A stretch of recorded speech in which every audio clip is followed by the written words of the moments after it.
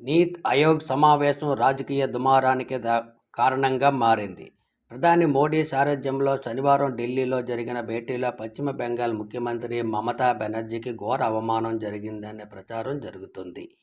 ఆమె నిరసన వ్యక్తం చేస్తూ భేటీ నుంచి వాకౌట్ చేశారు. అనంతరం మీడియాతో మాట్లాడుతూ నీతి ఆయోగ్ సమావేశంలో నరేంద్ర మోడీ వ్యవహరించే తీరును వివరించారు.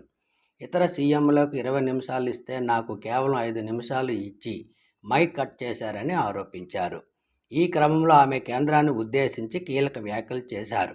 ఇకపై నీతి ఆయోగ్ భేటీలకు రాబోనని స్పష్టం చేశారు. విపక్ష పాలిత రాష్ట్రాల నుంచి హాజరైన ఏకైక సీఎంను నేనే. ఏపీ సీఎం చంద్రబాబుకు 20 నిమిషాలు, గోవా, అస్సాం, ఛత్తీస్గఢ్ ఇతర సీఎంలకు 10 నుంచి 12 నిమిషాలు ఇచ్చారు.